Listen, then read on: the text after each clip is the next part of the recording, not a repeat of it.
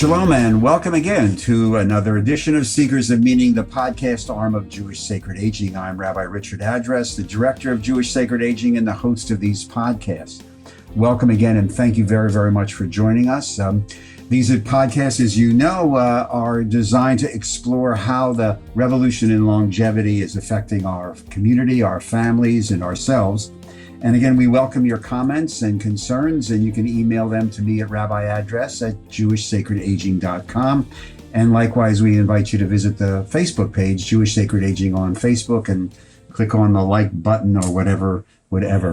But we want to say thank you and welcome, and it's an honor to speak with today's guest on Jewish Sacred, on Seekers of Meaning, Mr. Ted Doyle, who is the Vice President of Marketing and Communications for LCB Senior Living. I have that right. So, Ted, welcome. Welcome to Seekers of Meaning. How are you? Thank you, Rabbi. I'm doing quite well. I appreciate you having me on today. No, it's really a lot of fun. Lots to talk about. First of all, just to set the stage, LCB Senior Living is what? LCB Senior Living is a senior housing company with roots that go back about 30 years. We've been building various types of senior housing in and about Pennsylvania, New Jersey, New England, all that time. Built about 50 communities. And our specialty is around personal care / assisted living, as that's defined in other places. And we also provide memory care services for residents. So I guess the obvious question that I want to start off with is, we're walking through or coming through slowly and gradually the last, I guess it's about a year and a half now of the pandemic. How has this impacted your industry? You know, it's been a real trial for us, honestly. We're in the business of rescuing people from isolation. It's the biggest enemy of folks as they age at home, as most of us know. And ironically, over the past 14 months, we at times were really forced to enforce isolation, having people stay in their apartments and stay away from folks who were sick in an effort to keep them safe. So it's been a challenge like our industry has never seen in its history, honestly.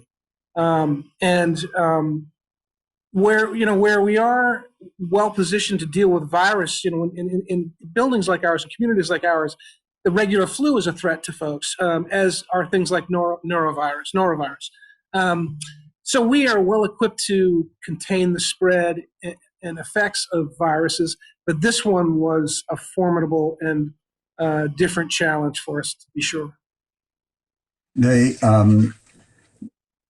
impact of this,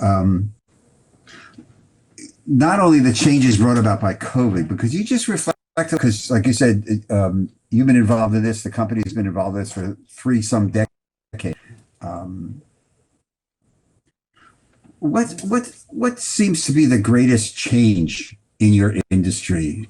I know we did talk before, a couple of days ago, and you alluded to the fact that one of the major changes, which I think people need to understand, is the age when people will come into a facility.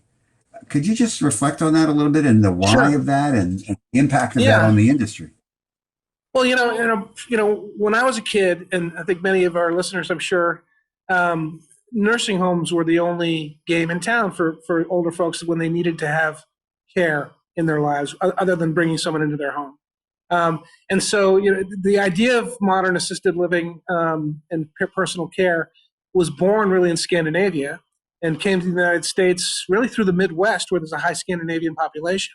And then in the late 80s, started to migrate east and west because the model was working so well in where it was. When we first got in the industry back in the early 90s, we were among the first doing it in Massachusetts at the time. We really anticipated that our resident would be 75 years old. That was kind of the sweet spot we envisioned. Well, lo and behold, this is a generation, certainly going back to the 70s and till now, this is a generation that knew all about the gym and about staying fit and playing tennis. And as it turned out, 75-year-olds just were not ready to make the change and move into communities like assisted living or personal care. Even some of the independent living situations, people naturally want to stay at home. So we've seen a gravitation from what we anticipated to an average age of about 85 years old, being in our communities, more typically a woman than a man, but the way people age and demographics. But that was a small surprise 25, 30 years ago. Since that time, it's been pretty consistent. But I think that we're seeing an increasing demand for this type of housing. In the 90s and early 2000s, we couldn't build them fast enough, and they were filling up. Because it was sort of there was a pent up demand for something that wasn't a nursing home, but also wasn't living at home with no one looking out for you and no one providing meals and educational opportunities and culture and things like that. The concept was very popular, but it's taken a while for the general public to understand what assisted living really is and personal care, as it's called in Pennsylvania. It's a lot of people still think of it as the old folks home, or the place you go, the retirement home, when in fact it's really, when we're doing our job right, moving into one of our communities is like turning back the clock. The typical person, as they age at home, their world necessarily starts to shrink a little bit because might not want to drive as much or not drive at night. It's just becoming too difficult to do some of the things that people have always done that defined them. They might be an opera fan, let's just say, and they had a subscription to the local opera and went to everything. But now I don't want to drive so much at night, so I don't really do that anymore. And little by little, people's worlds start to narrow down.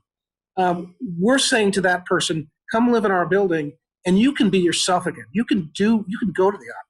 You can go shopping. You can go on a date if you want to, because it all becomes your choice. And so it's kind of a little miracle that we have the opportunity to provide when we do it right, to have people be able to realize themselves again much more fully. And I think that perception has taken a long time for people to really kind of have it sink in, because we naturally want to stay young. We naturally want to stay in our ancestral home. So there may be people right now who will listen to this or watch this who are having this conversation amongst themselves about a loved one. When is it time to say really the best place for you to be is to use local, the residents of Bala Cynwyd? Right.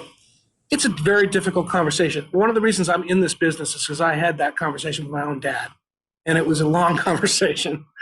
No, I know. I've been there.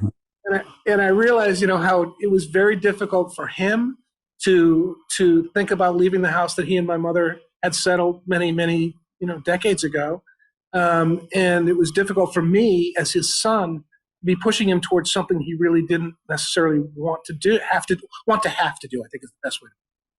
So for family members, I think you want to start looking for signs of loneliness, which would be depression, withdrawal, not going out as much, not even going out into the yard as much. You see people start to really narrow down the parameters of their lives. You want to look for nutritional signs. So are they eating well? Are they just doing frozen food because it's too difficult to go to the market? Or they're maybe nervous about having a stranger come to their home with groceries. Those are the kinds of things that families should be watching out for. And for the senior themselves, it's really, really coming to grips with what makes you happy. Moving into an assisted living or a personal care community isn't moving into a place where your world is ending. It's actually quite the opposite. It's a place of socialization. It's a place of activity. It's a place of choice. You can stay in your apartment and read if you want privacy. But right outside of your door, there's a community of people, like-minded people, your age, who are out being social and learning new things and taking trips to museums and doing things like that. And all of a sudden you have all these choices for the way you want to live your life, as opposed to being kind of in a more one-dimensional situation at home. It's nothing to say to diminish the difficulty of the decision. But those are the things I think for the senior themselves, there has to be some self-awareness. For the families, there has to be some vigilance and the resolve to really kind of nudge their parent or loved one towards that conclusion. Um, I use, for example, my own aunt, my godmother, who was living by herself in an apartment in Providence, Rhode Island, and she was very, completely sharp and doing everything, but became worried that she might have a fall one night, and it might be some time before someone found out that she needed some help. And so she made the decision she was going to take care of business, and she was going to move into a community that happened to be one of our communities because of her connection to me.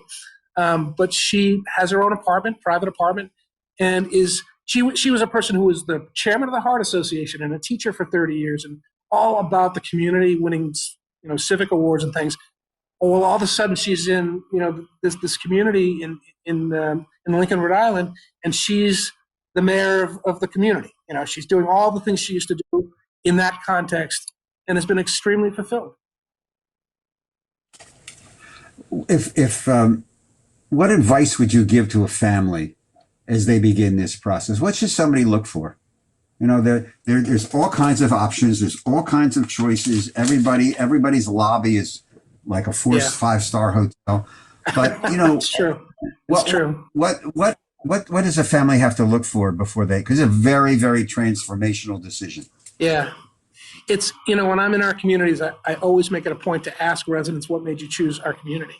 And it's interesting the answers I get. And they really fall in line with the way I was looking at it when I was looking for my dad, and I would encourage anyone to do so.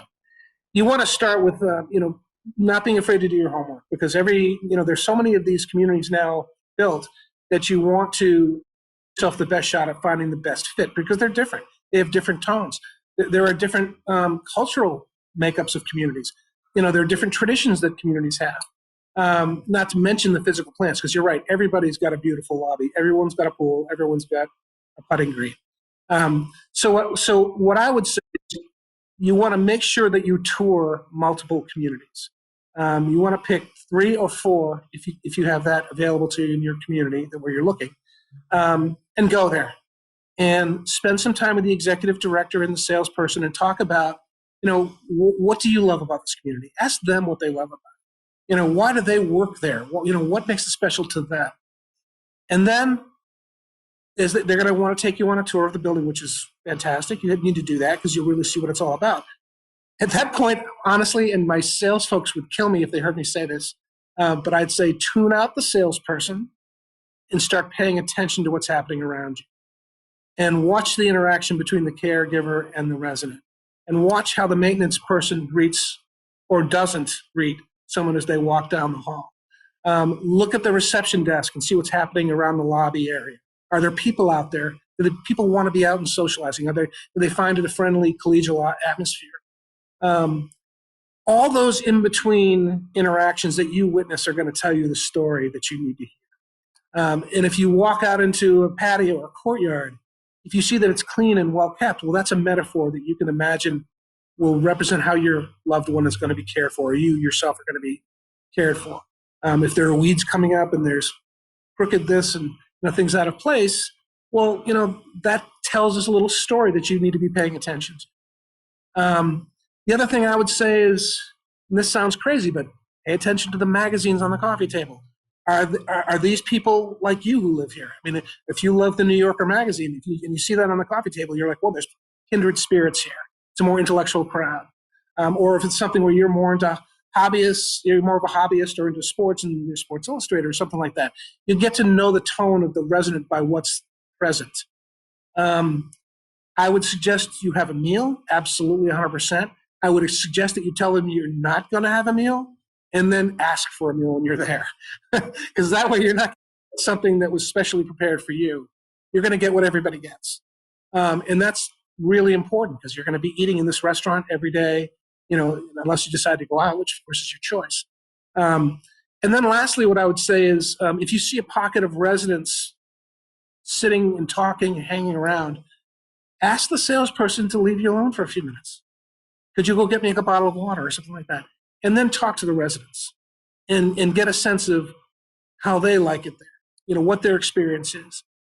Ask them what they don't like about it there, and draw out their feelings. And I think if you do those things, you really get the truth of a community. The physical plant is always going to be beautiful, and if it isn't, that's an automatic strike. Right. You should be able to assume that. So we're speaking again with Ted Doyle, the Vice President of Marketing and Communications for the LCB Senior Living. In some of the workshops and some that we do at Jewish Sacred Aging, and some of the research for writing articles, the issue of sexuality comes up a lot, and given the change, as you alluded to at the beginning of our conversation, the change of people come the age, et cetera, and the baby boomers and the discovery of all kinds of different things. And when somebody walks into one of your facilities, is there a codicil? Is there an agreement on the papers that are signed and everything that one has the freedom of sexual activity? I mean, I guess putting it bluntly. Or is that part of the conversation? 100%. I mean, in our buildings, in our communities, this is someone's home. I mean, it's essentially an apartment building with services available. So we do not get involved in individuals' lives on any level other than saying that we don't allow smoking, for instance, in a facility. So we do have certain regulations or certain rules that we have for the betterment, or for that fit all, everyone concerned. But when it comes to people's sexuality, their relationships, how they conduct their lives in the privacy of their own apartment, and if they want to express that publicly as well, as long as it's appropriate, obviously, there are no boundaries whatsoever. And in fact, when I talk about people rediscovering who they really are when they come into a community like this, that's often part of it. They may have been gone for a while, and they have been mourning, and maybe are getting to a point in their life where they want companionship, or they want a relationship. And it's really a fantastic environment for someone who's come to that point in their life, because they're suddenly surrounded by peers, who often are feeling the same way. I sometimes jokingly, but not really, refer to it as like college without classes, because it is very much like that. You've got your own, except with a much nicer apartment. You're living in this communal situation where you have your privacy if you want it, but you also have your friends all around you. And that includes, sexual expression as well, and people having those kinds of relationships. When you're building now these facilities, and I know that you're we're outside of Philadelphia, and I know that you're building a facility around us. Taking into consideration the change in the whole lifestyle that you alluded to before, so and the fact that so many more baby boomers who will be looking at facilities are now computer savvy. So are all these facilities now, whatever the right term is, wired for internet and access? Because I need to do that to take a class or be with my grandchildren or talk to my friend in Phoenix and stuff like that. Is that part of the? Yeah, I mean, we've because all of our buildings have been built in the last decade. Or acquired. All of our buildings are fully wired and have been since day one. Sort of anticipating the need to have pervasive Wi-Fi, for instance. That's something we've done from the beginning, providing a net of connectivity throughout the whole building. And if you think about it, an 80-year-old now was 60 in 2000 when the internet boom was happening. So anyone who was even moderately aware of what was going on was aware of email and was starting to use websites and Google in their early stages, AOL. So there are increasingly by the day, there are a fair amount of our residents who are computer savvy and come in with their own tablets.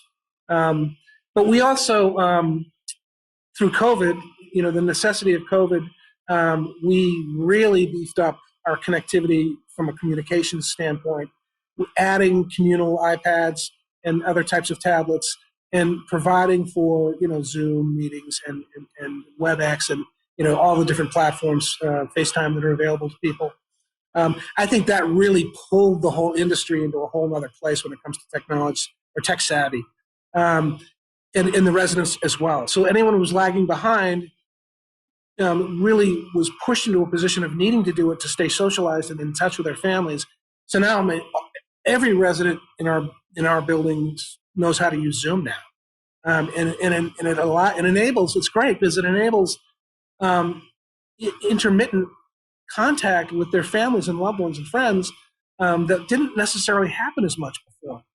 I mean, we all like to think people get visited all the time and have people in there, but reality of life is such that a son or daughter can come visit once or twice a week, maybe. But then in between, there's the opportunity now with these emergent technologies for people to have contact whenever they want.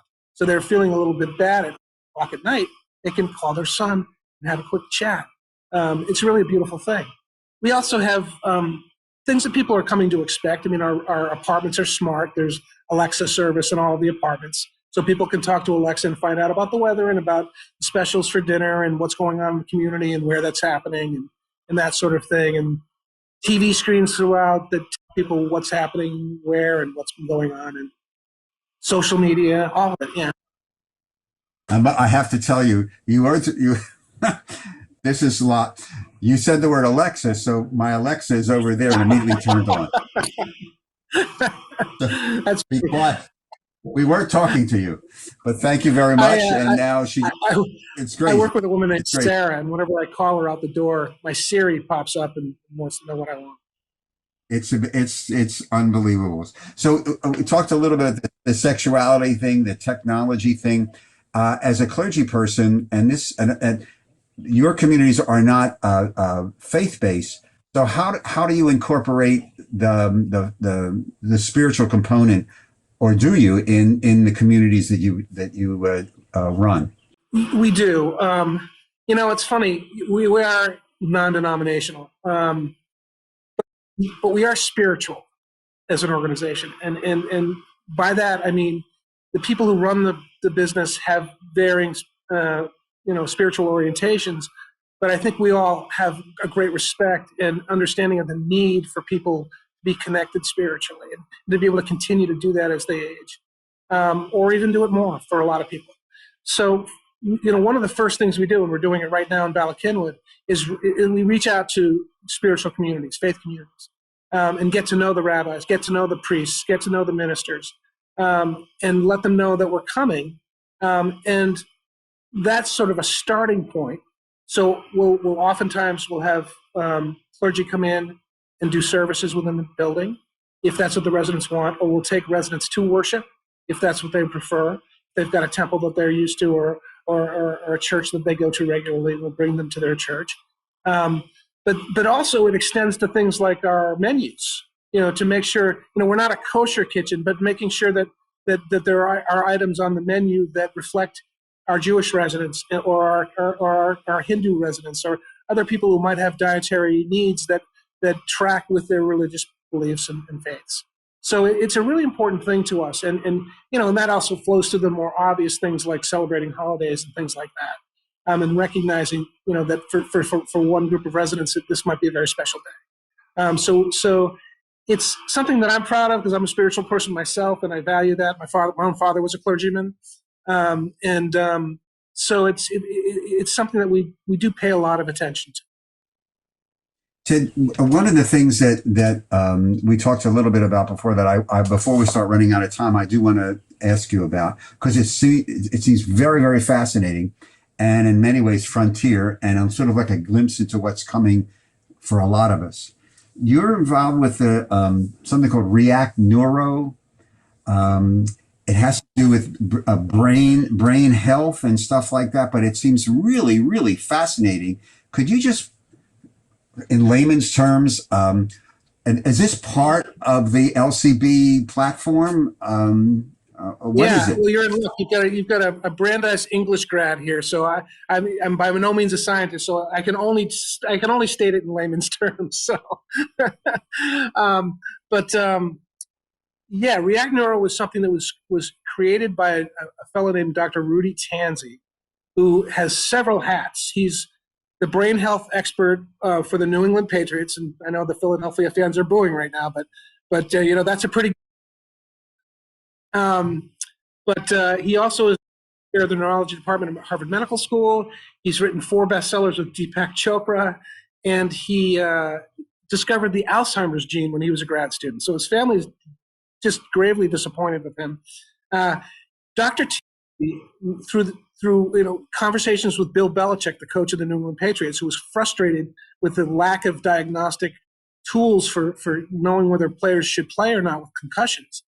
He was spurred by that to create this technology. And what it is a person takes a very brief 10-minute test every week or every 2 weeks with a virtual reality headset. It's like playing a video game. I do it myself because it fascinates me. And it's very quick, it's very easy. And just by tracking your eye movement and your voice, they can start to draw a picture of your brain health. And they can measure recall rates. They can measure how quickly you can put numbers in sequence. And in doing so, they create a baseline of data that grows over time. And we are able to go to the resident and say, listen, it looks like your recall time's slowing down a little bit. You should really participate in our brain games schedule that's happening every Tuesday and Thursday. Or you should really, when you're planning out your diet, you should think about more antioxidants. You can see that on the menu because that's good for recall building. Or conversely, if someone's doing really well, we say, whatever you're doing with your lifestyle choices, keep doing that because you're getting better and better at this type of exercise. So it's an amazing tool. I'll brag for a second. We're the only people in the world using it right now because we partnered with these folks at MIT and at Harvard very early on. And that's what we're doing with it right now. The next part is something that the FDA has to approve. I have to say that because it's, obviously there's legalities to it, but the real promise of this is as a diagnostic tool for things like dementia, ALS, Parkinson's disease, etc. Those neurological disorders, which all have a common thread, and that's inflammation of the brain. They just attack our brain in different ways, but it's the same root cause. This technology, let's say it's tracking my brain. If I developed ALS in 5 years, they will have a pathway to that disease that they can see. And then if you are doing the same, they'll have your data and so forth and so on. So that over time, they're going to be able to look at a 30-year-old brain and say, we don't like X, Y, and Z. You should do this right now. And if you think about the power of that tool, it's right up there with EKGs and EEGs and the other tools we use on a regular basis from the neck down. It's going to give our personal care physicians and other caregivers the opportunity to steer us to good brain health from a very early age. It's fascinating. Is this technology then part of the community, or is it something that one has to buy extra? No, it's all inclusive. All of our pricing is inclusive, so there's no hidden fees or anything like that. All of our residents can participate in this if they wish to, and so can their families. I mean, we have a lot of adult children. I'm about the adult child age, and I'm fascinated by it. Going into the latter part of my life. Last question, because I've seen a couple of articles recently, and we posted a couple of articles on the Facebook page. And what you're talking about, the React Neuro thing, sort of like opens the door. Have you been involved with all this research and now companies building robots for caregivers? I mean, it was a big article in the New Yorker I think in the end of May on this. And have you seen this? Or is this going to be part of the future of these? We have seen them. The ones we've seen, they're called Timmy. And it seems like the one that's really being pushed towards the senior living world. And it does things that'll take during COVID, it was saying it would take your temperature and it'll deliver a glass of water to somebody. And, we're very interested in technology, and we really do take advantage of technology when it makes sense. We're not quite there with the robot thing yet. Our natural reaction to it is that we want humans interacting with humans. There are also some practical issues about it. We have a frail population who are sometimes not that steady on their feet. And to have robots, even if the robots know how to avoid us, we're startled by them. And we're not sure that it's a fit for us just yet. There are millions of applications where robots make nothing but sense, including in the hospital environment when meds are being taken around. We've all seen them Right. in the hospitals, Right. and they're linens, and honestly, that makes a ton of sense in a hospital environment. We are not a hospital environment. We are people's home, and if someone wants to have their own personal robot, that's fine. But I think as long as we're in the person-to-person business, we're going to do that as much as possible. Ted Doyle, Vice President of Marketing Communications, LCB Senior Living. Thank you very, very much. It's very fascinating and a little glimpse into the now, but also a bigger glimpse into what is coming down the pike. So thank you very much. Enjoy Bala Kenwood. Thank you. I know you're only about 35 minutes, depending on traffic, from my house. So have a good time. Enjoy the weather. It's a beautiful day here. I don't know. The weather is spectacular. And Rabbi Address, I really appreciate being on. It's been a real pleasure. Well, thank you very much for keeping in touch. And I would say hello to Bill Belichick, but for the Eagle fans who may be listening, they probably won't.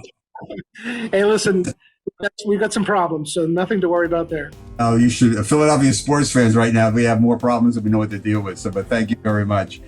And to all of you who are listening and watching, thank you again for being part of us on today's edition of Seekers of Meaning, the TV show and podcast of Jewish Sacred Aging. Remember that we're also available now on the Roku system. And again, we welcome your comments and suggestions. Email me at rabbiaddress@jewishsacredaging.com. And if you'd like to make a tax-free donation to help support our work, go to the website, jewishsacredaging.com, and click on the conveniently located donate button. Seekers of Meaning is produced at the Broadcast Center of Lubetkin Media Companies in Cherry Hill, New Jersey. And as usual, a big shout out to our producer, Steve Lubetkin. I'm your host, Rabbi Richard Address, and I look forward to greeting you again on our next Seekers of Meaning TV show and podcast. To all of you, stay safe, stay healthy. See you next time.